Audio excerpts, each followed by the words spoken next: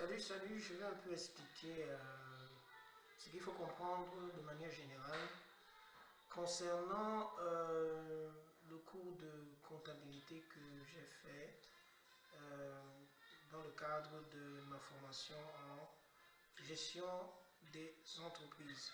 Donc, le dossier, en réalité, c'est compta partie 2 parce qu'il y a la partie 1 qui concerne juste les bases, mais la vraie partie la plus intéressante, c'est la partie 2. Et ça se trouve dans le dossier comptabilité. Et donc, le document qui résume, comme je l'ai dit tout à l'heure, c'est ce document-ci. Je vais ouvrir. Il s'appelle Mes outils à gérer. Donc, ça, c'est juste un lien vidéo de YouTube qui explique comment créer une caisse enregistreuse avec Excel. Mais à la fin de cette vidéo-ci, je mettrai le lien de la vidéo YouTube de cette vidéo ici, tout en haut. Donc on commence. Donc au départ, il faut comprendre en comptabilité les notions de classe. Il faut comprendre que la classe 1, c'est la classe qui concerne les dettes, tout ce qui est passif, les dettes. Donc cette classe-là, il y a plusieurs niveaux parce que, comme on a vu en finance, il y a des tableaux d'actifs, passifs et compte de résultats. Et donc dans ce tableau-là, il y a des numéros. Donc je vais prendre un exemple ici rapidement. Si je quitte mon compta, je vais dans finance, je vais ouvrir un document, par exemple ici, je vais ouvrir ça. Donc, par exemple ici, dans le compte annuel, si on descend, on verra par exemple au niveau des actifs, on a des codes. Et donc, par exemple, on a dit que le code des classes 1, ça concerne tout ce qui est passif, tout ce qui est dette. C'est pour ça que vous allez voir, il y a donc les 10, parce que le capital est supposé être un passif. Et vous allez voir par exemple 11, 12, 13, 14. Donc tout ce qui commence par 1 est dans le passif. D'accord? Tout ce qui commence à 1 aussi est considéré comme les dettes. Donc les dettes aussi sont dans le passif. Les dettes, c'est un passif en fait. Voilà. Les dettes sont passifs, c'est pour ça que ça commence par 1. Maintenant, on va voir une autre classe, qui est par exemple la classe, la classe 5, 6, classe 5 concerne les banques, la classe 4 concerne les dettes à long terme et à court terme, la classe 17, classe 17 long terme, classe court terme c'est classe 4. Donc si on revient sur le document, dans tout ce qui est dette à court terme, 1 an ou plus, vous voyez que c'est la classe 4. Et on a dit classe 5, c'est les banques. Donc tout ce qui est trésorerie, en principe, c'est les actifs. Donc si on va dans tout ce qui est actif, on cherche les actifs ici. Dans les actifs, classe, on avait dit classe 4. Ah, classe 5. Classe 5. Si on cherche... Bref, on va laisser passer ça. On a la classe 6, par exemple, c'est tout ce qui est achat. Tout ce qui est achat de marchandises. Matières premières, biens et services. Ça, c'est la classe 6. Voilà. Donc, je vais reprendre ici. il faut comprendre, donc on a compris au niveau des classes, la classe 6, qui est ici, au niveau des bénéfices, le compte de résultats. Donc on va voir la classe 6, tout ce qui est classe 7. Ah oui, classe 7 c'est le bénéfice, classe 6 c'est tout ce qui est charge. Voilà un peu. Donc on va maintenant voir la deuxième notion. La deuxième notion, c'est la notion de TVA. Très importante ici. Lorsqu'on, par exemple, on veut acheter une voiture et au départ, sans condition, parce qu'on parle de si. Donc sans condition, s'il est non utilitaire, c'est-à-dire qu'il n'est pas utilisé à but professionnel, il est juste privé, on achète à 23 000, on fait une TVA de 21 000 et on déduit 27 000, pardon, voilà, on va payer une TVA de 21% de 23 000. Donc ça va faire 23 000 plus les 21% de 23 000 et ça fait 27 000. Maintenant, si elle est utilisée à 60% de façon privée, 40% de façon professionnelle, il faut comprendre qu'il y a une condition ici que ça ne doit pas dépasser à l'usage professionnel 50%. Bon, comme ici, c'est moins de 50% à usage professionnel, alors on va faire 40% de nos 21%, c'est-à-dire 4 800, c'est ça qu'on fait ici. On calcule 60% de cette 4 800, de cette TVA, on calcule, et voilà ce qu'on pourra déduire. C'est ça qu'on appelle ici TVA déductible. Donc on va déduire 1932 qu'on pourra nous faire rembourser par le gouvernement. Voilà, donc ici elle est utilisée à 20% privé, 80% professionnel. Étant donné que c'est 80%, donc ça dépasse 50% professionnel, on ne peut pas tout déduire, donc on va enlever, on va juste déduire 50%, et les autres 50 et les autres 30%, on ne pourra pas déduire malheureusement. Donc on calcule d'abord les 20% des 4 830 qu'on trouve. Ensuite on calcule les 50% de 4 800, on trouve 2415. Donc, et voilà ce qu'on pourra déduire.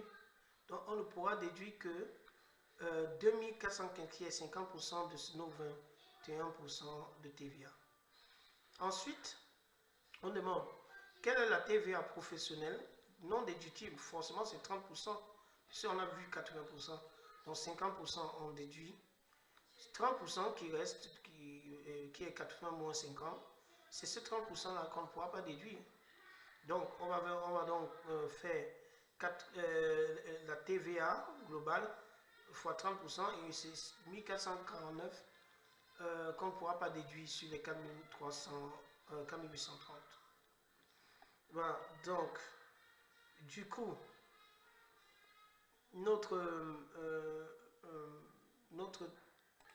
voilà, donc ici on va sauter, on va directement aller pour le forfait de 35% professionnel. Donc on fait 35% de 21% et on trouve 1990,50. Et donc la partie non déductible c'est 100% moins 35% qui est 65%. Et on fait le 65% de 21% et on trouve ceci. Voilà, ça c'est extrêmement important parce que ces notions, on va le voir dans la suite. Bon, ici, c'est juste des questions à choix multiples. On va sauter ça. Et ça, c'est des choses que je vais nettoyer juste après.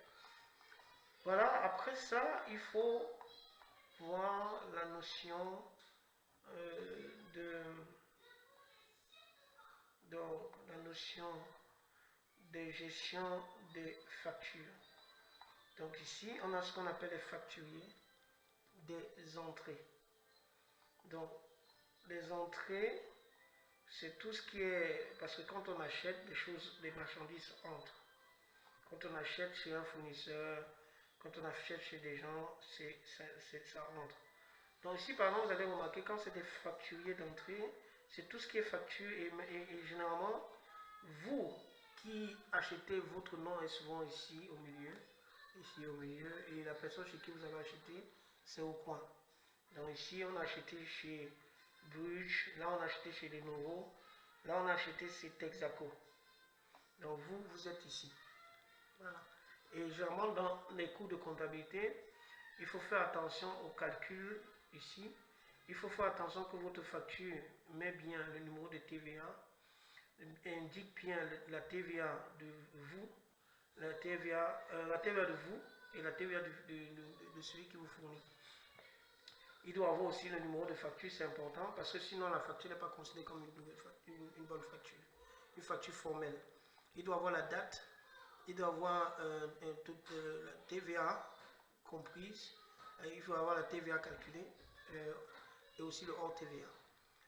Donc tout ça, c'est important parce qu'on pose souvent des questions comme ça à l'examen ou en classe, de savoir identifier une facture qui est en bonne et due forme. Donc en tant que gestionnaire d'entreprise, vous devez savoir remplir votre facture des entrées dans les différents achats que vous faites. Et il faut savoir que, donc, ici par exemple, vous pouvez mettre vos fournisseurs et consorts et vous mettez vos numéros de code. Donc, toutes les opérations ont des codes. Dans le code ici, par exemple, la marchandise, c'est 81, service, je crois, en tout cas, je vais voir ça après, c'est 82, service de biens et divers, c'est 82, les investissements, c'est 83, les notes de crédit, c'est 85, les acquisitions intra-trucs, c'est 86, les co-contractants, 87, TVA activity, 59, voilà, et consort, voilà. Donc, on donne souvent ce genre d'exercice et on veut que vous soyez capable de remplir ceci. Pour moi, comment est-ce que j'ai organisé ça? C'est que si on descend, voilà, on descend. On a par exemple cet exercice où on va identifier les intrus, on va classer les pièces justificatives par ordre chronologique. On va aussi identifier les erreurs. Donc les factures peuvent avoir des erreurs de calcul, des erreurs de choses qui manquent et consorts.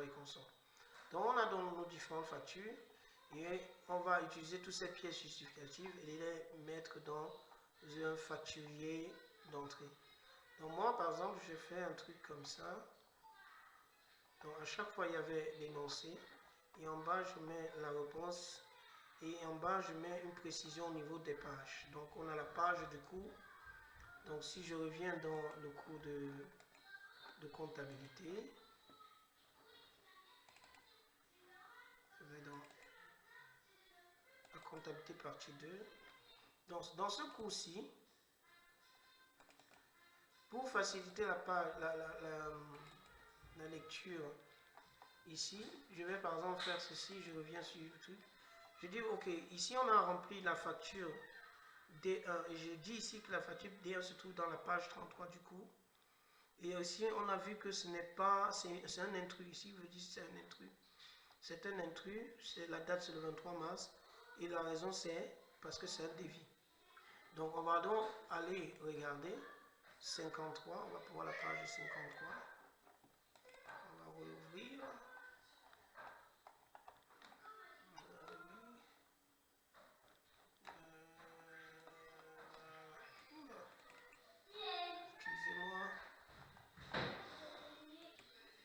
On y est presque.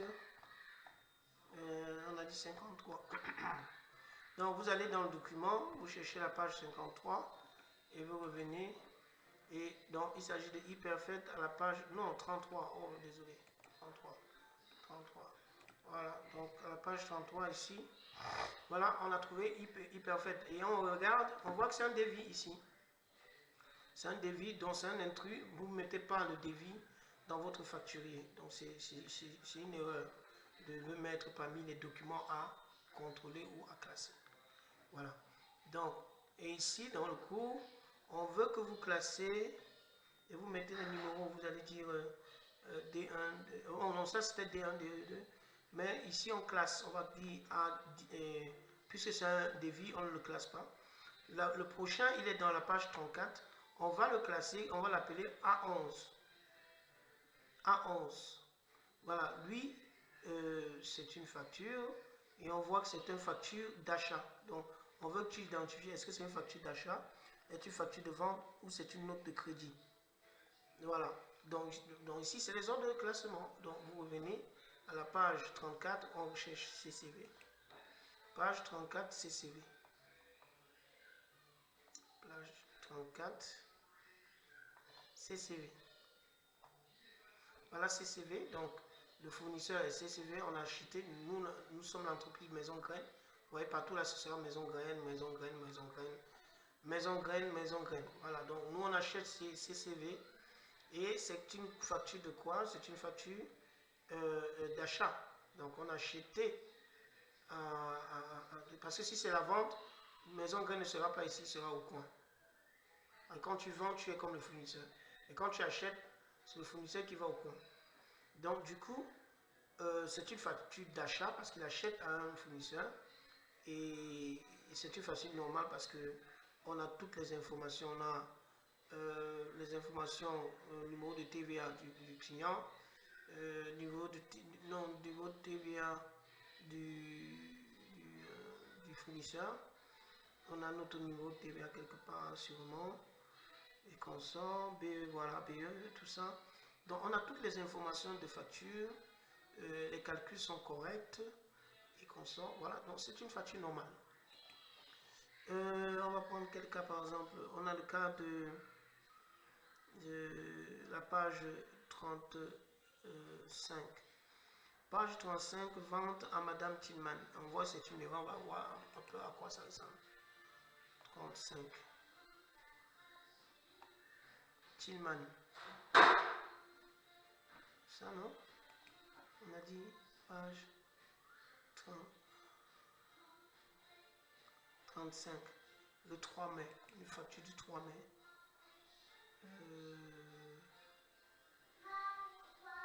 Voilà, Tillman, donc une facture. C'est une facture de vente parce que la Maison Graine qui est nous est au coin. Donc on vend. Donc je pense que vente à Tillman, vous voyez, on a mis à la facture de vente. Voilà. Maintenant, c'est incorrect. Pourquoi? Il dit ici, calcul de remise montant hors TVA, TVA et TVAC. Donc sûrement, il y a une erreur dans les factures. Il y a une erreur de calcul. Donc, c'est pour ça que quand on donne ce genre d'exercice, le réflexe, c'est de faire les calculs et de vérifier que les calculs sont corrects. Voilà. Donc, il ne suffit pas juste de mettre et ne pas vérifier si on a fait les bons calculs. Donc, ça, c'est un exemple dont je vous explique un ou deux juste pour que vous compreniez comment est structuré ce genre d'exercice. Ensuite, on a, ouais, ça c'est toujours la même chose. Ici, on a tout ce qui est la capacité à savoir différencier les différents rôles des livres comptables. Parce qu'on a les livres, parmi les livres comptables, on a le journal des entrées, on a le journal des sorties, on a le livre des recettes, on a le journal de la trésorerie, on a le livre des inventaires. Pourquoi j'ai mis cette photo? Parce que il faut comprendre c'est quoi la différence entre les différents journaux. Le journal des entrées est concerné par tout ce qui est achat, tout ce qui est facture, tout ce qui est note de crédit reçu, tout ce qui est achat de matériel. Ça, c'est le journal des entrées. Parce que dans les entrées, il faut voir qu'on parle de quelque chose qui entre chez nous. Donc, la facture d'eau, ça circule chez vous, donc c'est entrée. Achat de marchandises, les marchandises arrivent chez vous, c'est entrée. Note de crédit reçu, ça veut dire que une personne vous envoie une note de crédit, ça veut dire qu'il veut vous remettre quelque chose que vous avez envoyé en tant que vous êtes fournisseur, vous avez envoyé et il y a des erreurs. Donc ici, par exemple, on parle d'achat de matériel, les matériels entrent dans l'entreprise, donc c'est entrée. Ensuite, on a le journal des sorties, ici c'est la sortie du matériel. Quand on vend à un client assujetti, c'est-à-dire un client qui fait aussi dans le commerce comme nous, c'est une sortie de matériel. Ici, quand c'est une note de crédit délivrée, là on sort le matériel. Et voilà, donc une note de crédit délivrée, on sort le matériel. Euh, livre des recettes. Tout ce qui est recette, c'est quoi? C'est la vente à un particulier. Pourquoi est-ce qu'on considère ça comme une recette? Parce que vente, généralement, au particulier, le particulier, il paye au comptant. Donc, comme ça rentre dans la caisse, euh, ça rentre dans la caisse, donc l'argent entre, mais il y a donc c'est comme une sorte de journal de sortie, mais sauf que c'est un paiement au comptant. Donc vous allez voir ici tout ce qui est achat de marchandises, tout ça, la plupart du temps, c'est comme des crédits, c'est comme en fait il n'y a pas de paiement direct. Donc, voilà, donc il faut comprendre la différence donc, entre vente ici, comme on a vu ici simplement, les ventes, des ventes ici, un client assujetti, c'est comme un crédit. Mais quand il y a paiement comptant, au lieu que ce soit sorti, ce sera recette et vous allez voir l'explication juste en bas. Trésorerie, c'est tout ce qui est mouvement de disponibilité en compte. Ça peut être, tout ce qui concerne le mouvement de la caisse vers la banque. La trésorerie, ça concerne tous les avoirs de votre entreprise dans la banque qui est sorti de la caisse. Le livre des inventaires, c'est tout ce qui concerne les stocks, le stock final de vos marchandises. Voilà, donc voilà un peu, et c'est ça que j'explique encore bien en détail ici, l'achat. C'est rentrer dans le stock, vendre, c'est tout ce qui, comme je vous ai expliqué, le livre de recettes, tout ce qui est payé directement, encaissé directement, passe directement en recette, payé au comptant, facture d'eau, l'eau, c'est pour vous, ça rentre, c'est une journal des entrées.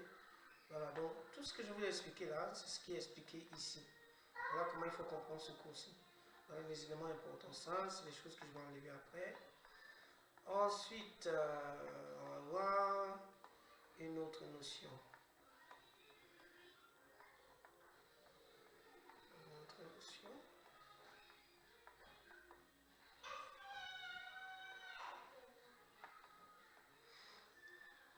Ah, aussi une autre notion.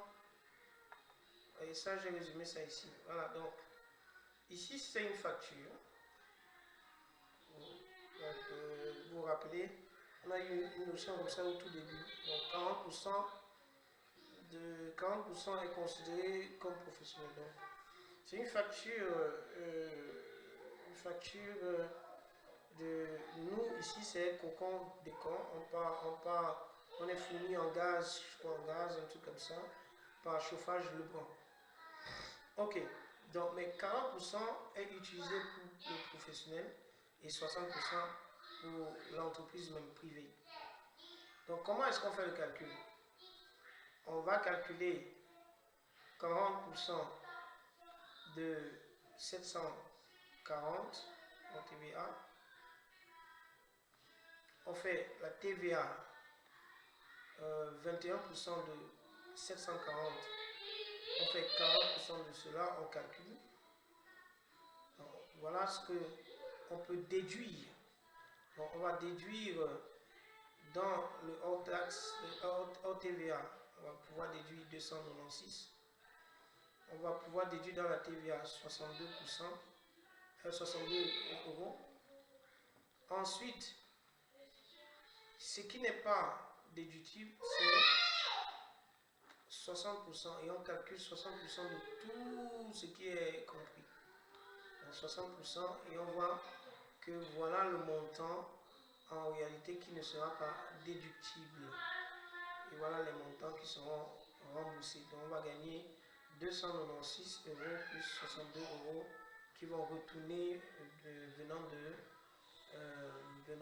gouvernement après avoir payé la TVA. D'accord. Ou alors c'est ce qu'on retire dans nos calculs de TVA. Voilà comment ça se passe. Donc ça c'est une notion aussi importante à connaître. Donc ici je crois qu'on entre déjà dans les facturiers.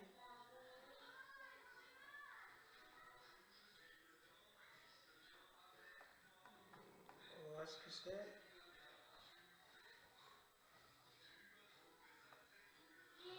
Voilà, facturer des entrées. Donc, ici c'est la photo simple. Alors, ici c'est la photo avec les... Je crois que c'est la photo facturer des entrées. C'est la photo avec les détails. Donc ici j'ai détaillé un peu pour que vous compreniez. Donc, comme j'ai dit, il y a les codes 81, 82, etc. Et si j'explique ici marchandises, qu'est-ce que ça veut dire? Ce sont les biens achetés dans le but d'être revendus sans transformation importante, c'est ce qui constitue le stock commercial de l'entreprise. SBD, c'est service de biens, service, usage immédiat, service de donc tout ce qu'on achète qui nous permet qui nous sert à faire fonctionner l'entreprise, mais qui nous sert à faire fonctionner de manière immédiate. C'est ça qu'on appelle SBD. D'accord? Voilà, donc, un peu ça. Donc, ici, c'est facturé de cocon, déco, ici, il a tous ces factures ici. Tout ce qui est entrée, donc, c'est-à-dire tout ce qui est vente. Voilà, ces factures ici, donc ça concerne tout ça, c'est facile à trouver. Quand vous allez regarder le facturier, les factures qui sont en haut là, vous allez les trouver facilement, c'est pas difficile. Voilà, donc on met la date de la facture, le numéro, on met le numéro aussi, c'est pas forcément le numéro de facture, mais le numéro de classement. Ensuite, on met le nom du fournisseur. N'oubliez pas que c'est entre c'est les achats, voilà. Donc c'est le fournisseur. Donc on a les informations comme ça. Voilà. Donc la facture, ça c'est le montant de la facture. Ensuite dans la facture, on a des calculs qu'on fait. Par exemple ici, on dit cette valeur-ci, TVA déductible, est égale à la facture moins tout ce qui est service de biens divers. D'accord? Donc, ici j'explique. Donc, les services de biens divers, ici, la facture concerne les services externes utilisés pour faire fonctionner l'entreprise. Par exemple, un achat de biens non destinés à la revente, mais juste tout ce qu'on achète, par exemple, tout ce qui concerne, par exemple, l'électricité, l'eau, tout ça, ça sert à. C'est pas pour la vente, ça sert à juste faire. Voilà. Donc, acheter les chaises, des choses comme ça, les tables. Ça, c'est service de biens divers. D'accord? Donc, maintenant, ici, j'ai fait l'erreur ici tout à l'heure. Ah non, j'ai pas fait l'erreur, non. Maintenant, investissement, c'est des choses qu'on achète mais qui ont un rôle durable. Mais ici, j'explique la différence entre un investissement qui est quelque chose qui est très cher, c'est pour ça que vous allez remarquer. Tout ce qui est investissement aussi, c'est très cher, plus de 500 euros, 1000 euros, tout comme ça. Donc, c'est tout ce qui est mis, vous allez voir, c'est plus de 1000 euros et comme ça. Et donc, c'est des investissements, on appelle encore ça l'immobilisation, tout ce qui est immobilisation. Donc, mais par contre, SBD, c'est souvent des petites valeurs et ça sert à faire fonctionner le fonctionnement courant de l'entreprise, c'est-à-dire que les utilitaires, c'est-à-dire que l'électricité, l'eau, tout ça, voilà. Voilà un peu, marchandises, on a dit, c'est tout ce qui est utilisé pour être vendu. Ici, c'est total compris. Donc ici, je reviens. Il faut comprendre cette notion-ci. Ici, on fait le calcul de 40% professionnel, HTVA professionnel, bien divers, puisque c'est utilisé pour habits professionnels. En fait, 40% ici. Ici, on enlève à 895, on enlève ces 40%. Et c'est ce qui est privé, quoi. Pays privé, donc on enlève le professionnel et on reste avec le privé. Ici, tout ce qui est marchandise, c'est ce qui est hors TVA. Alors, il faut retenir ça comme ça. Donc en fait, cette photo-ci permet, si on a oublié les notions de comment remplir notre facturier des entrées sans faire des erreurs. Donc n'oubliez pas, on a les codes ici, les consorts, tout ça. Voilà un peu une notion à connaître. Et tout ça après est additionné et mis ici en bas. Donc n'oubliez pas de... Donc vous devez avoir votre tableau ou un document que vous remplissez et puis ça vous permet d'avoir un classement de vos factures et ça vous permet d'être ordonné sur le plan comptable. Voilà encore une notion importante qu'il faut retenir. Dans le plan comptable, il y a les achats. Tout ce qui est fait avec facture est considéré comme des factures d'entrée. Sans facture, c'est le journal de trésorerie. Donc quand on a acheté et on n'a pas de facture, c'est considéré comme la trésorerie. Ici, si on a vendu avec sa sortie, ça va sortir. Si on n'a pas de facture, quand on sort, on vend, alors ça rentre dans le livre de recettes. Ça, c'est des notions extrêmement importantes. Voilà.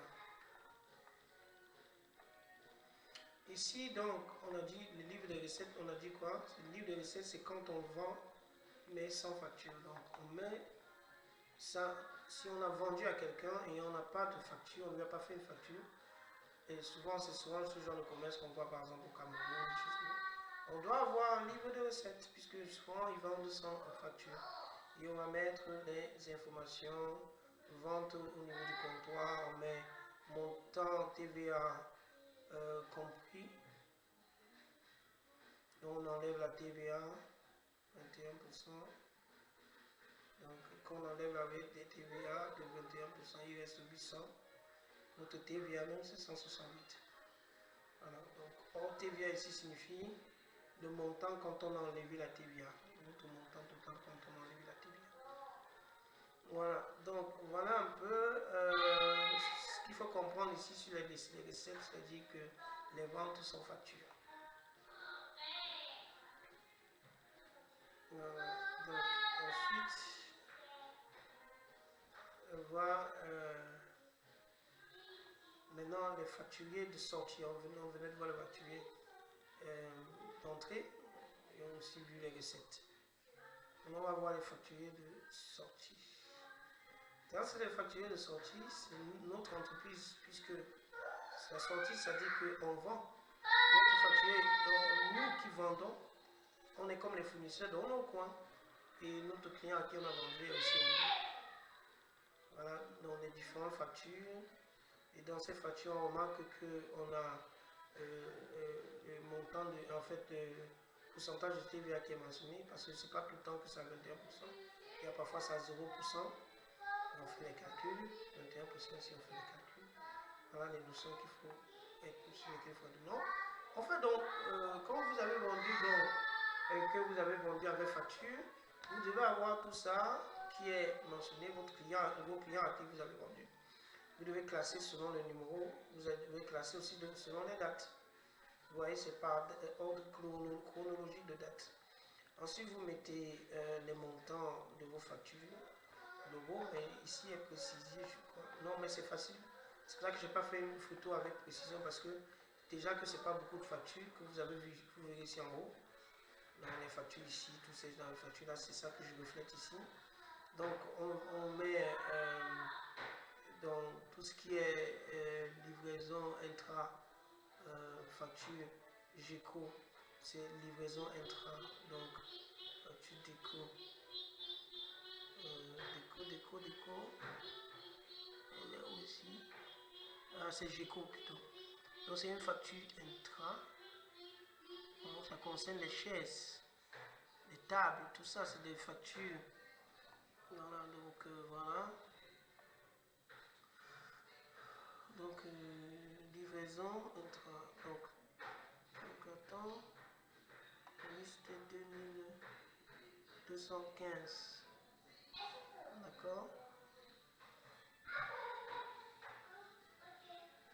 Effectivement, mais je dois poser la question encore pour bien comprendre comprendre cette notion. On va le voir plus tard. Donc, toujours avec les codes, chacun son code 03 et consort. Ces codes-là, c'est des codes qu'on utilise donc, pour faire la déclaration des taxes.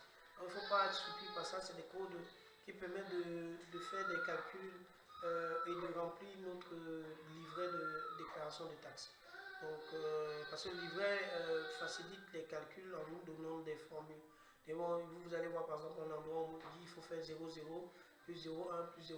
Donc voilà pourquoi c'est important d'avoir tous ces codes-là dans nos facturiers parce que ça nous permet de facilement se repérer lorsqu'on veut conclure avec les calculs des déclarations de taxes.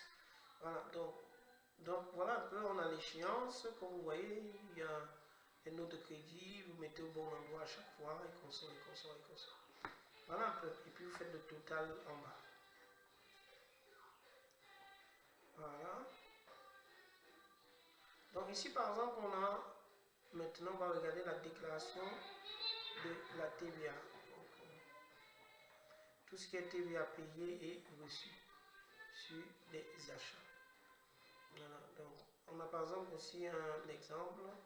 On a un achat au grossiste de 60 000 HTVA, c'est-à-dire quand on achète, quand on a fini d'enlever la TVA, voilà le montant 60 000. Et la TVA c'est 21%. Donc si on veut voir avec le total, c'est 60 000 plus 29 900. 500. Pardon, ça c'est une erreur. Donc on fait 60. TVA c'est 12 600. Donc le total avec la TVA comprise c'est 72 600. Donc hors TVA, donc on va faire 21% de ceci et ça va nous donner le montant avec la TVA. Voilà, donc on fait la même chose ici. Hors TVA, c'est ça, et on fait 21% de ceci et on trouve 29 000, un truc comme ça. Et puis on additionne pour trouver le tas. Voilà. Donc, voilà pour la notion de TVA. Truc. Et nous avons justement maintenant ceci qui est comme un ensemble de nos facturiers, entrées, sorties, et le journal financier, tout ce qui concerne la banque, tout ce qui concerne le mouvement à la banque. Voilà, donc ici par exemple, il faut faire attention, ici, FG ici c'est tous les 82. Donc, je crois qu'on a un 82 ici et un autre 82 ici quelque part. Donc on fait la somme des 82 pour mettre le total ici. Voilà. Donc ici, c'est notre déclaration de taxes et on a des codes. Donc, comme je vous disais tout à l'heure, si vous cherchez par exemple cette valeur 55, donc cherchez 55, on a dit que c'est quel montant? 316. On va chercher 55.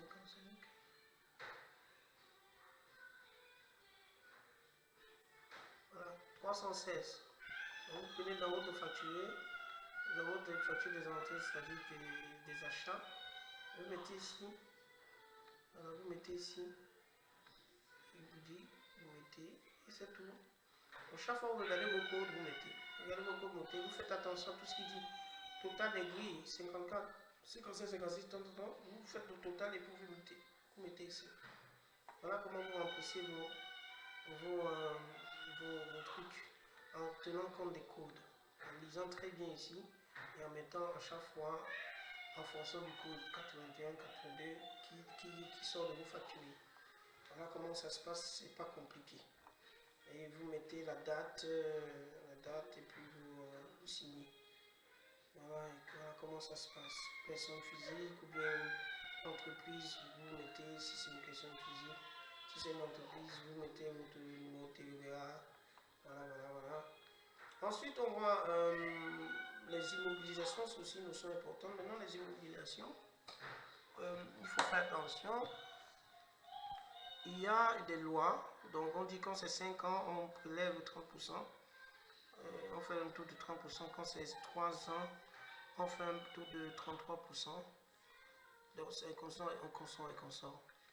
Donc ici par exemple on parle d'un amortissement par rapport à un achat qui a été fait le 1er janvier. Donc il faut toujours faire attention au jour de l'achat. Parce que ça nous permet de savoir à partir de quand on commence à faire les calculs. Donc il a acheté le 1er janvier et c'est une hors TVA de 15 000. Donc, première année, donc c'est 15 000. 15 000. Voilà. Et on met l'amortissement qui est divisé par c'est 5 ans. On fait 15 000 divisé par 5. Ça fait 3 000. On met 15 000 ici pour la valeur amortie. On met 3 000, 3 000, 3 000, 3 000. Et ensuite, on fait le cumul. Ici, on a dit cumuler. Donc, 3 000, on met 3 000 simple. On fait 15 000, mais 3 000, on met ici. Ensuite, cumuler. Donc, on fait 3 000 plus 3 000, on fait 6 000. On fait 15 000 moins 6 000, on met ainsi de suite. Le montant qui est ici. Donc, ça, c'est le même montant, 3 000, 3 000. Donc, le montant qui est ici, plus le montant ici, vient le montant ici, ainsi de suite. Voilà. Ensuite, on a ici un autre exercice. Il achète le 1er janvier. La valeur c'est 15 000, 21%, 5 ans. Donc, sauf que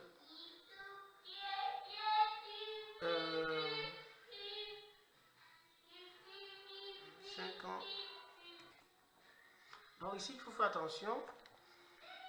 Ici, j'ai rempli, mais ça ne correspond pas exactement à ça. Ça correspond ici à... on a dit qu'il a acheté le 23... à une certaine date, le 23 décembre. Donc ici, on met donc en fonction des jours. Donc, le 23 décembre, ça va correspondre... en fait, le jour, on dit qu'on a payé. Donc, il faut faire le nombre de jours qui correspond au jour où on a payé, divisé par 365 jours, fois le montant, qui est le montant total divisé par le nombre d'années d'amortissement. Et on fait le calcul ici. Voilà. Donc, premier, on a acheté un tel période, on met le montant. Et ensuite, l'année qui suit, on 15 000 divisé par le nombre d'années. On a dit 5 ans, c'est fois 3. C'est fois 5, c'est fois 3, 15. Donc, je crois que c'était 3 ans, un truc comme ça, 3 ans. Donc, 3 ans, on a divisé par 3, pas 5. Donc, ça fait 500, 500. Et la dernière année, on fait toujours le même calcul. Voilà. Donc, en principe, la dernière année et la première année, vous voyez, ça doit toujours faire 500. 386, plus le montant ici, ça doit faire 500. Voilà. Donc, on fait le cumul tout le temps. Donc, le montant, sinon, il est toujours reflété ici. Le résiduel, c'est 15, c'est le montant ici, moins ce montant ici. Et on le met. Ainsi de suite, ainsi de suite, ainsi de suite. Voilà. Ça, c'est comment on calcule ça. Ah, voilà, c'était cet exercice ici. Désolé, c'était cet exercice ici. Donc, c'était cet exercice achat d'un ordinateur qui a été fait le 25 mars. Et donc, ça correspondait à 282 jours divisé par 365 et c'est plus 3 ans. Voilà, c'est 3 ans. Exactement. Et constant, voilà comment on fera. D'accord? Et c'est ça qui est fait ici. D'accord? Voilà. Donc, voilà la réponse aussi ici du cours. Donc, il faut comprendre que le professeur a envoyé son cours qui corrige tous les trucs. Mais ici, moi, ce document, c'est juste pour résumer et pour faire la vidéo que je suis en train de faire. Donc voilà un peu, on a la valeur amortie à chaque fois qu'on sort. Ensuite, ici maintenant, depuis une certaine année,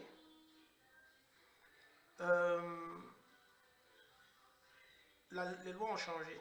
C'est-à-dire qu'il y a ce qu'on appelle l'amortissement linéaire.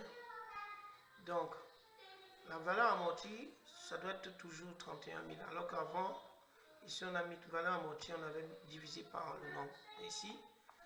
Ici quand ça concerne l'amortissement linéaire, depuis certaines années, depuis certaines années, on met la même valeur ici. Et c'est au niveau de l'amortissement annuel maintenant qu'on fait la division. 31 000 divisé par le nombre d'années 5. Ça fait 6200.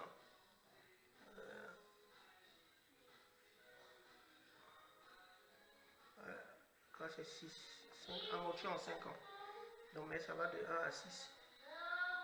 Non, mais il fait 31 divisé par 5. Donc, ça fait 6200. Donc, on fait le 6200, on regarde la période d'achat. Il a acheté le 28 mars qui correspond au nombre de jours de 95 jours divisé par 365. On calcule, on voit que ça fait 613. On fait donc amortissement cumulé, ce montant 6613, on le met ici encore. 31 moins ceci, on met là. Donc maintenant, on fait 31 000 divisé par 5, c'est 6200 jusqu'à la 5e année. 6200, 6200, on fait le cumul comme vous connaissez, c'est-à-dire ce montant-ci plus ça, on met, ce montant-ci plus ça, on met, ce montant-ci plus ça, on met, etc. etc. La valeur comptable, c'est ça moins ça, on met, ça moins ça, on met, ça moins ça, on met, etc. etc. jusqu'à ce que le dernier jour, n'oubliez pas, ça doit être toujours 365 jours moins 95, on met ici. Et cette valeur-ci, 1613, doit être plus. Donc quand on fait plus ici, doit être égal à 6200. Ok. Voilà, nous sommes connaître aussi. C'est la même chose, hein, linéaire. On met le même montant, on fait les divisions ici, comme on a fait tout à l'heure. Même notion. Ensuite, à la page 105, vous avez cette notion. Calculer l'amortissement de la première année d'un véhicule non utilitaire. Acheté le 20 mai. D'accord, acheté le 20 mai pour un montant de 27 500 hors TVA. Donc on a 27 600 hors TVA. Dans l'utilisation professionnelle est de 85%. Donc 85%, 27 500. Et la durée de vie, c'est 5 ans. Donc on va d'abord faire toute répartition hors TVA TVA. Le nombre de jours entre les dates d'achat et de 226 jours. Donc on a facilité, on vous a directement donné 226 jours.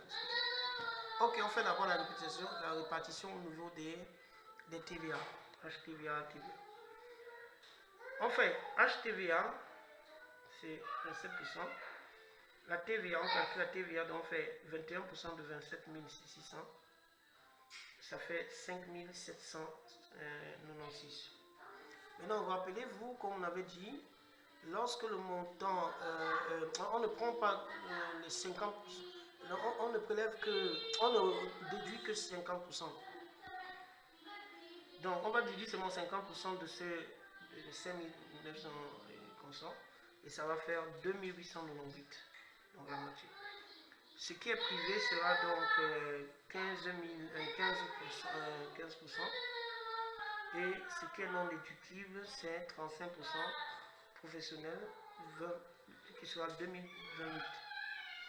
Donc, une fois qu'on a fait cette répartition, on prend le montant non déductible et c'est ça qu'on va ajouter au HTVA. Quand on l'ajoute à la base qui est 27 000, donc on reprend ça, 2000, on le met ici, on ajoute à 23 000 et ça nous donne 25 488. Et là, maintenant, on peut maintenant commencer à faire l'échelonnement de notre amortissement. Et c'est ça ici que l'on va faire. Donc, ça c'est la correction ici. Pardon, c'est la même chose que je venais de faire tout à l'heure. Donc, on va faire donc notre répartition.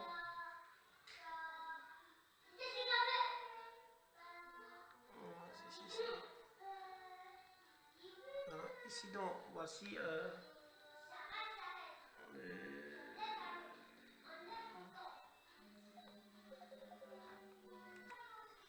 donc, ici donc, ce qu'on venait de faire ici tout à l'heure. Et là maintenant on amortit, c'est calculé. Donc on prend le montant finalement qu'on a choisi, qu'on a trouvé, qui est 25 488, donc 25 488. On va donc diviser par 5, hein, c'est ça qu'on dit. On va diviser par 5 ans et on trouve 3156. Et on fait le calcul comme vous connaissez. Voilà comment ça se passe.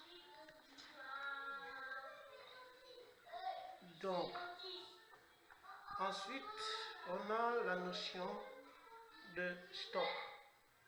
On a vu avec le professeur que généralement au niveau de stock, vous aurez toujours à faire un stock final moins stock initial. Ici, c'est stock final, stock initial. Et par exemple, c'est les matières premières, les marchandises. Donc, vous devez faire toujours la différence de stock. Maintenant, il y a une notion. C'est que lorsque vous trouvez que votre stock initial moins stock final moins stock initial est négatif, ça veut dire que c'est le contraire. Ça veut dire que ça, au niveau des charges, les charges augmentent. Et lorsque vous trouvez que c'est positif, ça veut dire qu'au niveau des charges, les charges diminuent. Et ça veut dire que votre stock a augmenté, ici votre stock a diminué. C'est une notion importante à savoir. Voilà. Donc ici par exemple, et donc ici on est au niveau, tout ce qui est stock, tout ça c'est au niveau des comptes de résultats. Alors, chiffre d'affaires, il faut comprendre que le chiffre d'affaires, ce sera considéré comme les factures de sortie parce que le chiffre d'affaires c'est les ventes. Les ventes c'est tout ce qui sort. Et là, les achats de marchandises c'est les facturiers des entrées. Voilà, donc ça c'est votre compte de résultats. C'est comme ça que vous interprétez les choses. Ensuite, vous avez les services de biens et divers qui est facturé des entrées lorsque vous achetez et que vous achetez au comptant. Lorsque vous n'achetez pas au comptant, ça rentre dans ce qu'on appelle le journal financier. Donc ici c'est une notion extrêmement importante. Comment obtenir le chiffre d'affaires? On fait avec les codes. On va faire 0,0 plus 0,1 plus 0,2 plus 0,3 moins 49 plus 45 plus 46 plus 47. Donc c'est codes ici. Voilà comment on calcule. Et une fois que c'est calculé, on demande quand on demande par exemple quel sera le résultat si l'inventaire mentionne le stock initial et le stock final. Donc ça veut dire que le stock final ici, ce n'est plus 4200, c'est 6200. Vous reprenez les calculs, vous faites, ici ce sera par 0, ce sera 6200 moins 4200, on met la valeur. Je crois que le professeur a mis les calculs ici. Donc on fait ces calculs ici. Voilà, c'est ce calcul qu'elle a fait ici. Elle a calculé le chiffre d'affaires en fonction des codes qu'on a vus, les codes qu'on a vus ici. Voilà, ensuite ici, D, elle calcule, elle fait, je crois que j'ai complété ici, elle fait maintenant dans le cas où on a augmenté le stock. Voilà.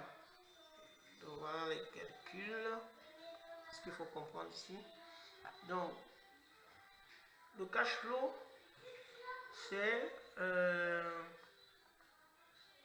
le cash flow est égal normalement au bénéfice ici plus les amortissements. Donc le cash flow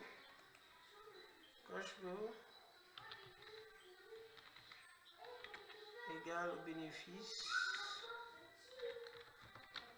plus les amortissements. Voilà. C'est ça. Donc du coup,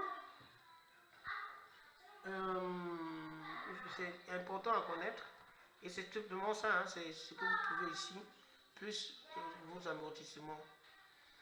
Donc voilà, les amortissements, c'est les investissements. C'est-à-dire que c'est la valeur qui ici, c'est pas très visible. C'est les investissements, juste les investissements. Parce que c'est pas très visible. Je vais vous montrer s'il y avait bien les titres. D'accord. Ok.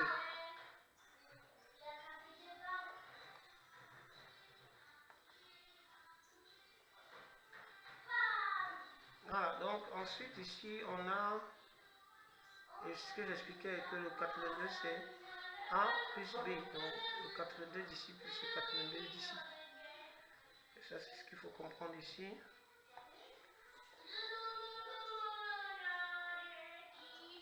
Donc pour la correction de comment remplir la déclaration, ça c'est la correction de ce qui est ici. Donc tout ce qui est ici, on a corrigé ça ici. Ça c'est une notion qu'il faut maîtriser, mais c'est pas compliqué.